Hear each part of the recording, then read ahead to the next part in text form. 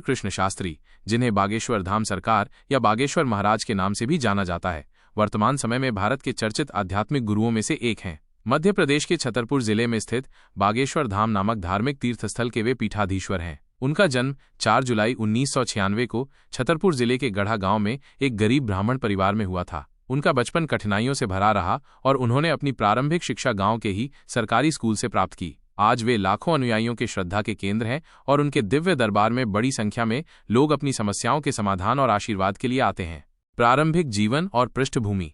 धीरेन्द्र कृष्ण शास्त्री का जन्म एक ऐसे परिवार में हुआ था जहां आर्थिक स्थिति अच्छी नहीं थी। उनके पिता राम कृपाल गर्ग मंदिर में पुजारी का कार्य करते थे और उनकी माता सरोज गर्ग घर की देखभाल के साथ साथ भैंस का दूध बेचकर परिवार की आय में सहयोग करती थीं। धीरेन्द्र शास्त्री ने स्वयं भी बचपन में आर्थिक तंगी का सामना किया। कई बार उन्हें एक समय का भोजन भी मुश्किल से मिलता था। इन कठिनाइयों के बावजूद उनका मन बचपन से ही आध्यात्म की ओर आकर्षित था। धार्मिक शिक्षा और प्रेरणा।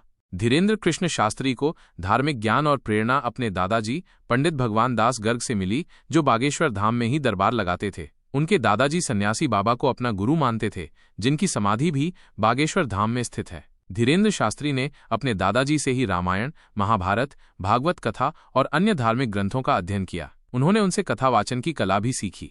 बागेश्वर धाम का महत्व।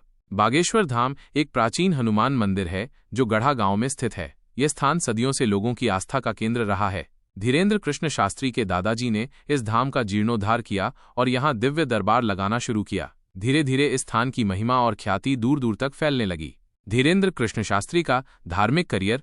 अपनी युवावस्था में ही धीरेन्द्र कृष्ण शास्त्री ने सत्यनारायण भगवान की कथाएं कहना शुरू कर दिया था। इसके बाद वे बागेश्वर धाम में अपने दादाजी के साथ मिलकर दिव्य दरबार लगाने लगे। उनकी कथा, वाचन शैली और लोगों की समस्याओं को जानने की कथित क्षमता ने धीरे धीरे बड़ी संख्या में भक्तों को आकर्षित किया। आज बागेश्वर धाम में उनके दिव्य दरबार में लाखों की संख्या में लोग अपनी अर्जी लेकर आते हैं। दिव्य दरबार और मान्यताएं।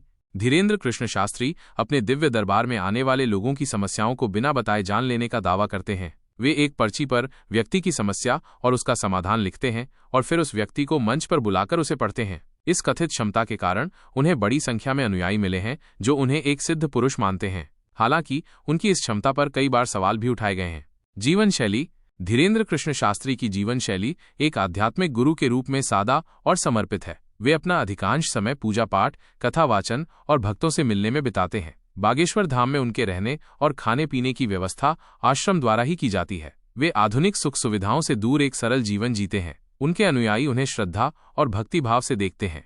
सामाजिक गतिविधियां। धीरेन्द्र कृष्ण शास्त्री केवल धार्मिक गुरु ही नहीं हैं, बल्कि सामाजिक कार्यों में भी सक्रिय रूप से भाग लेते हैं। उन्होंने बागेश्वर धाम में अन्नपूर्णा रसोई की स्थापना की है, जहां उनके अनुयायियों के लिए निःशुल्क भोजन प्रसाद की व्यवस्था की जाती है। इसके अतिरिक्त वे गरीब और बेसहारा लड़कियों की शादी के लिए वार्षिक समारोह भी आयोजित करते हैं, जिसमें सामूहिक विवाह कराए जाते हैं। वे गौशाला का भी संचालन करते हैं और पर्यावरण संरक्षण के प्रति जागरूकता फैलाते हैं। सफलता और लोकप्रियता। धीरेन्द्र कृष्ण शास्त्री की लोकप्रियता बहुत तेजी से बढ़ी है। उनके दिव्य दरबार में राजनेताओं, अभिनेताओं और विभिन्न क्षेत्रों के प्रतिष्ठित लोगों सहित लाखों भक्त आते हैं। उनके कथा वाचन कार्यक्रम देश के विभिन्न हिस्सों में आयोजित किए जाते हैं, जिनमें भारी भीड़ उमड़ती है। सोशल मीडिया पर भी उनके बड़ी संख्या में फॉलोअर्स हैं और उनके वीडियो खूब वायरल होते हैं। उनकी सफलता का मुख्य कारण उनकी कथित दिव्य क्षमता और उनकी प्रभावशाली कथा वाचन शैली मानी जाती है। विवाद और आलोचनाएं। अपनी बढ़ती लोकप्रियता के साथ साथ धीरेन्द्र कृष्ण शास्त्री कई बार विवादों में भी रहे हैं। उन पर अंधविश्वास फैलाने और जादू टोना को बढ़ावा देने के आरोप लगे हैं। 2023 में जब एक तर्कवादी श्याम मानव ने उन्हें सार्वजनिक रूप से अपनी शक्तियों का प्रदर्शन करने की चुनौती दी, तो यह विवाद राष्ट्रीय स्तर पर चर्चा का विषय बन गया। हालांकि नागपुर पुलिस ने उन्हें अंधविश्वास फैलाने के आरोपों से क्लीन चिट दे दी थी। इसके अतिरिक्त उनके बयानों को लेकर भी कई बार आलोचनाएं हुई हैं। हाल ही में इंडियाज गॉट टैलेंट नामक एक शो में हिंदू संस्कृति का कथित अपमान करने वाले व्यक्तियों की उन्होंने कड़ी निंदा की थी, जिससे एक नया विवाद खड़ा हो गया। हिंदू राष्ट्रवाद। धीरेन्द्र कृष्ण शास्त्री अक्सर हिंदू राष्ट्रवाद के समर्थक के रूप में भी देखे जाते हैं। वे अपने भाषणों में हिंदू धर्म और संस्कृति की रक्षा की बात करते हैं और भारत को एक हिंदू राष्ट्र बनाने की वकालत करते हैं। उनके इस दृष्टिकोण को कुछ वर्गों का समर्थन मिलता है, जबकि कुछ लोग इसे समावेशी भारत की भावना के विपरीत मानते हैं। निष्कर्ष।